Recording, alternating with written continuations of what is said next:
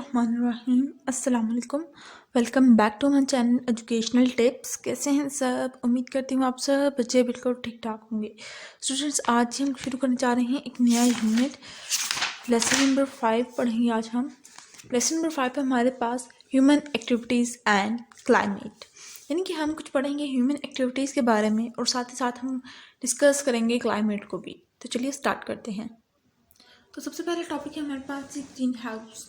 Green house के अंदर have you ever heard about a glass house where plants are grown? आपने अमूमन तौर पर जब नर्सरीज के अंदर देखा होगा, नर्सरी यानी कि वो क्लास नहीं, यानी कि जो अक्सर औकात नर्सरी हम लोग रोड साइड पे देखते हैं कि प्लांट्स की नर्सरी होती है अलहदा से, तो वहाँ पर आपने देखा होगा कि वहाँ पर ना उनके ऊपर एक शीट लगाई हुई होती है, like a glass, that is a glass sheet and it is known as green house for growing plants. In countries with cold climate, people build a small glass house where plants are grown. अब वो कह रहे हैं कि जब जो मालिक होते हैं, कुछ मुल्क होते हैं ना ऐसे जहाँ पर आप पूरे साल सर्दी रहती है, ठीक है, तो वहाँ पर क्या होता है कि वहाँ पर एक छोटा सा ग्लास हाउस बना दिया जाता है। छोटा सा क्या? ग्लास हाउस, ठीक है, जिसके अंदर प्लांट ग्रो किए जाते हैं उस ग्लास हाउस के अंदर। Sunlight enter the glass house and increase the temperature inside. अब जो सनलाइट है वो जाके जब ग्लास हाउस के ऊपर फॉल करेगी, उसके रेज आके टकराएंगे उसके साथ, ग्लास हाउस के साथ, तो जो उसके रेज के अंदर जो हीट होती है ना वो ग्लास अब्जॉर्ब कर लेता है और बाकी मटीरियल बैक हो जाता है। The glass house trap the heat which can not be escape. अब वो जो उसने जो ग्लास हाउस ने जो हीट ट्रैप की थी वो उस तरह से कुछ ऐसे अंदाज से उस ग्लास हाउस बना हुआ होता है कि उसमें से वो हीट निकल नहीं सकती। So during winter it is stay warm inside even when there is too cold outside. अब वो कह रहे हैं कि जब वो हीट जो है वो बाहर नहीं जाएगी, as a result what will happen, जो चाहे बाहर का जो टेम्परेचर है वो चाहे बाहर बहुत ज़्यादा सर्दी हो रही होगी या गर्मी हो रही होगी या बहुत ही बर्फबारी पड़ी होगी, लेकिन अंदर का टेम्परेचर सुटेबल होगा for plants growing.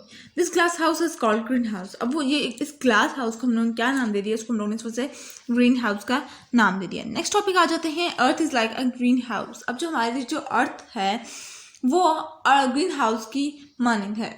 The earth is wrapped in a blanket of gases. अब जो हमारी जो अर्थ है इसके अंदर इसके बाहर आउटर मोस्ट लेयर जो है इसकी वो मुख्तलिफ तरह के गैसेस से भरी हुई है, जिसको हम लोगों ने एटमॉस्फेयर का नाम दे दिया है।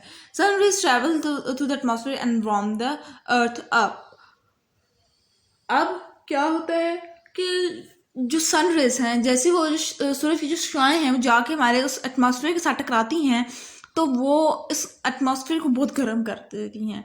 सम heat get absorb by earth surface and the remaining reflect back. अब कुछ जो हीट है वो हमारी जो अर्थ की सरफेस है वो अब्सॉर्ब कर लेती है, बाकी की सारी रिफ्लेक्ट बैक हो जाती है। when the heat travels back into the atmosphere, अब जब हीट जो है वो वापस अपने एटमॉस्फेयर में जाएगी, it is trapped by some other gases such as carbon dioxide and water vapour. वो फिर टकराती है कुछ गैसेस से जो कि एटमॉस्फेयर में मौजूद होती हैं, लाइक कार्बन डाइऑक्साइड हमारे और वाटर वेपर्स हैं। This gases do the same thing as a green house. अब ये जो गैसेस हैं जो वही काम करती हैं जो ग्रीन हाउस करता है।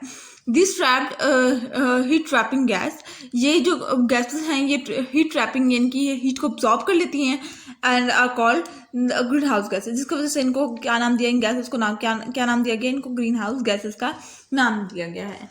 नेक्स्ट आ जाते हैं ग्रीन हाउस इफेक्ट पर, कि ग्रीन हाउस का हमारे ऊपर क्या इफेक्ट है। Green house gas stop the heat from escaping into the atmosphere. Number 1 क्या है कि ग्रीन हाउस क्या करता है कि वो हीट को एस्केप होने से बचाता है,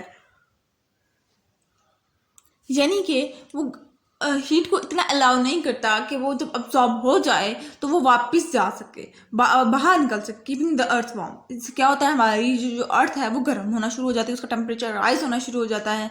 in the absence of these gases, जबकि ये अगर गैसेस प्रेजेंट ना हो, heat will get back into the atmosphere.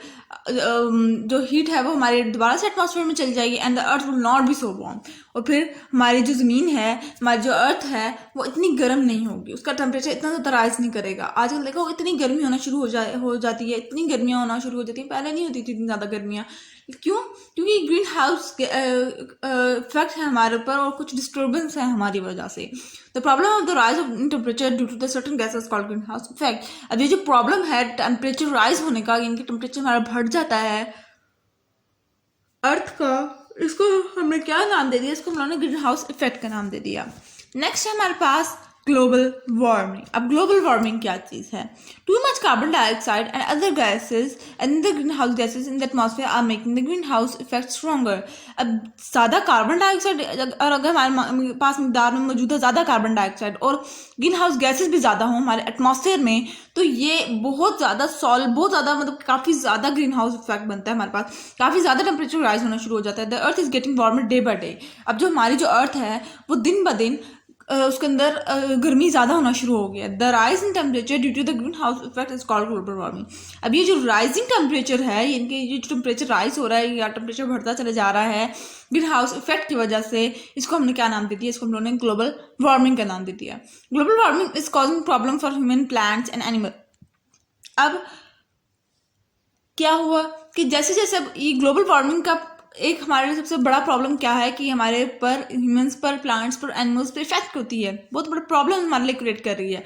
Like गर्मियों का टाइम पीरियड बड़ा होता चला जा रहा है, टाइम फ्रेम ज़्यादा होता चले जा रहा है, काफ़ी महीने गर्मी रहती है, जबकि सर्दियों का वो टाइम फ्रेम छोटा होता चला जा रहा है, बस 2-3 महीने सर्दी होती है और ख़त्म हो जाती है। तो अब हम लोग तो प्लांट्स खाते हैं, ठीक है, एनिमल्स भी प्लांट्स खाते हैं, ठीक है। तो क्या होता है कि ह्यूमंस और एनिमल्स का क्या होता है कि उनको सर्दियों की जो वो होती है, एनिमल्स हैं और ह्यूमंस हैं, उनको क्या होता है सर्दियों की जो प्लांट्स होते हैं वो सही तरह से हम लोग ग्रोइंग पर्पज़ के लिए इस्तेमाल नहीं कर सकते, क्योंकि वो इतने अर्सा रहते कोई नहीं है। Effect of human activities on climate. Human activities का क्लाइमेट पर क्या इफेक्ट है? Today we have all things that make our life comfortable. आज के दौर में अगर देखा जाए तो हमारे पास बहुत सारी ऐसी चीज़ें हैं जो कि हमारी ज़िंदगी को आरामदेह ज़िंदगी बना सकती है। पैसे होना चाहिए, इंसान के पास जितने पैसे होते हैं वो उतनी अपनी लाइफ को और भी कंफर्टेबल बनाता चल जाता है। We also do many activities for the betterment of our life. लेकिन हम काफ़ी ज़्यादा ऐसी भी एक्टिविटीज़ करते हैं जिससे हम लोग अपनी तरफ से कोशिश करते रहते हैं नई से नई चीज़ें करने की, कि ताकि हम लोग अपनी लाइफ को और भी ज़्यादा सेटल्ड बना सकें और भी हम लोग अपनी लाइफ को अच्छी तरीके से गुजार सकें। But we never realise it is can impact the environmental negatively. लेकिन हम लोगों ने कभी ये नहीं सोचा कि हम लोग क्या ये जो काम कर रहे हैं इससे हमारे एनवायरनमेंट पे या हमारे एटमॉस्फेयर पर कोई असर तो नहीं होगा। ठीक है, हम लोग जो काम कर रहे हैं ना, लाइक हम ये कहते हैं कि बाइक ले लो, कार्स ले लो, ठीक है, बजाय इसके कि हम लोग लोकल बसेस में ट्रैवल करें, अपनी कन्वींस पे जाएं, अपनी कन्वींस पे आएँ, या हम लोग ज़्यादातर ट्रैफिक क्यों होती है आजकल, इतनी ज़्यादा ट्रैफिक होना शुरू हो गया है, ये हमारे इन्वायरमेंट पर नेगेटिव इफेक्ट डाल रहा है। Some of our activities are increasing the amount of greenhouse gases in the atmosphere. हमारी कुछ ऐसी भी एक्टिविटीज़ हैं जो कि ग्रीन हाउस गैसेज को इंक्रीज करता जा रहा है, उनकी तादाद को इंक्रीज करता चला जा रहा है एटमॉस्फेयर में। Can you identify the human activities? क्या आप उन एक्टिविटी को बता सकते हैं? Some of them are given below। कुछ ये हैं, trees release carbon dioxide and absorb carbon dioxide. अब जो दरख्त जितने भी हैं या हमारे पास ग्रीन प्लांट्स जितने भी हैं वो ऑक्सीजन को बाहर निकालते हैं और अपने अंदर कार्बन डाइऑक्साइड को अब्जॉर्ब करते हैं। Cutting down trees increase the amount of carbon dioxide in the atmosphere. अब ये जो हम लोग ट्रीज काट रहे होते हैं ये हमारे एटमॉस्फेयर के अंदर कार्बन डाइऑक्साइड की जो अमाउंट है उसको इंक्रीज करता चल जा रहा है। नेक्स्ट पेज पे आ जाए।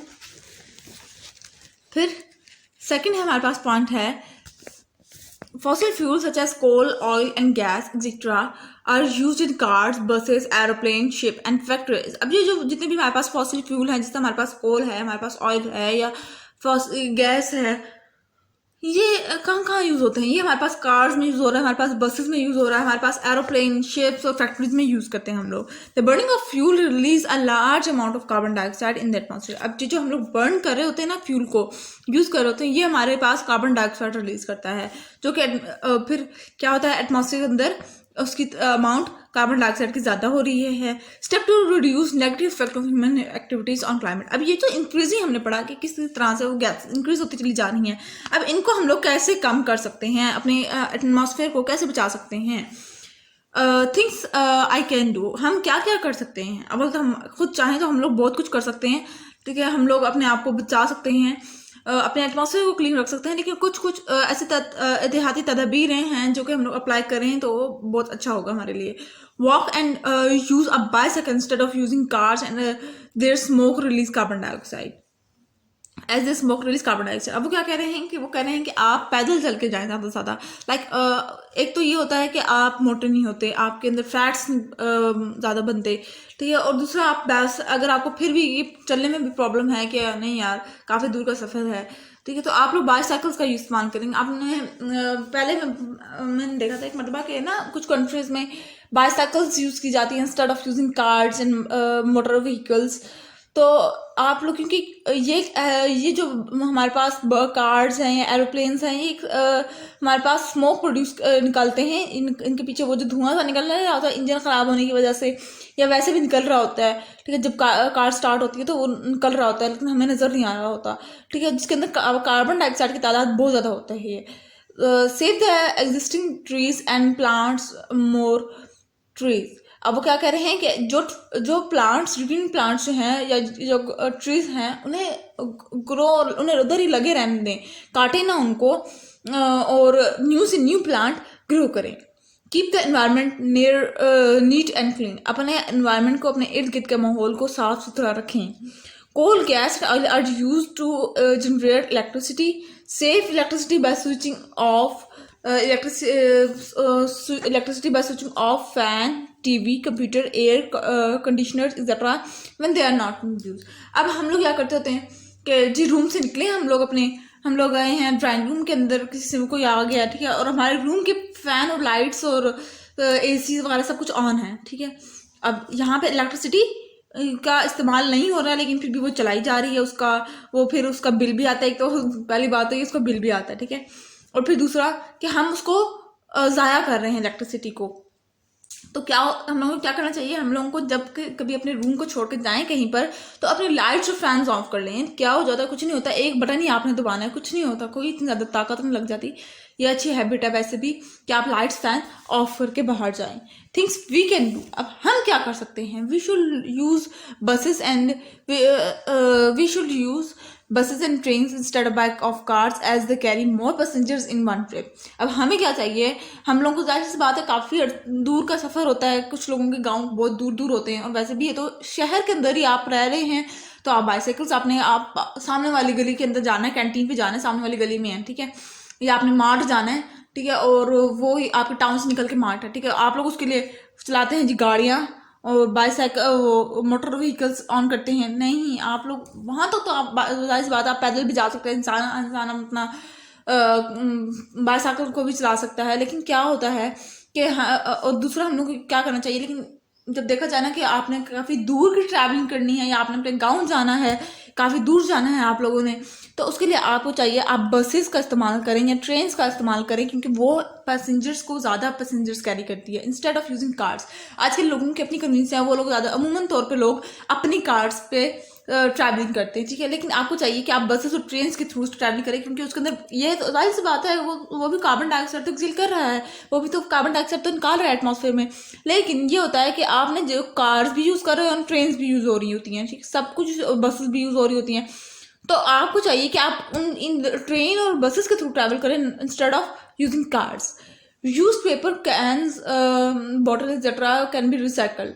It can help to save natural resources such as trees oil etcetera. अब आप पेपर कैन और बॉटल्स को इनको हम लोग क्या करते हैं, हम लोग इधर उधर साइड सूट पे फेंक देते हैं। आप लोगों ने क्या करना है कि इसको रिसाइकल के लिए आपने बिन यूज़ करनी है, डस्टबिन यूज़ करनी है। ये क्योंकि इसके हमारे नेचुरल सोर्सेज में भी हम लोग नेचुरल सोर्सेज को भी बचा रहे होते हैं, जैसे हमारे पास ट्रीज ऑयल एक्सेट्रा को। We can use solar winds and hyper power to produce energy instead of using gas oil and coal. अब हम लोग क्या करना चाहिए, हम लोगों को सोलर का इस्तेमाल करना चाहिए, विंड का और हाइड्रो पावर का इस्तेमाल करना चाहिए टू प्रोड्यूस एनर्जी। ताकि एनर्जी को बनाने के लिए गैस हमारे पास कोल है और ऑयल है। We should install treatment plant that control and capture pollutants before they enter the environment। हम लोगों को ज़्यादा से ज़्यादा वो प्लांट्स लगाने चाहिए जो कि हमारी जो पोल्यूशन है इसको अब्सॉर्ब कर सकते हैं, ठीक है। इससे पहले कि वो हमारे इन्वायरमेंट में जाके वो अब्जॉर्ब हो, हमें उन ट्रीज में ही अब्जॉर्ब कर लेना उसको। तो यहाँ पर हुआ हमारा आज का लेक्चर खत्म। आई होप सो आपको समझ आ गया होगा। अगर आज का लेक्चर आप लोगों को समझ आ गया है तो मेरे चैनल को सब्सक्राइब कर दीजिएगा, वीडियोस को लाइक कर दीजिएगा और साथ ही साथ बेल आइकन को प्रेस करना मत भूलिएगा। इससे मेरी आने वाली हर लेटेस्ट अपडेट सबसे पहले आप तक पहुंचेगी। मिलती हूँ किसी और वीडियो में। दुआ में याद रखिएगा, अपना ढेर सारा ख्याल रखिएगा। अल्लाह हाफिज।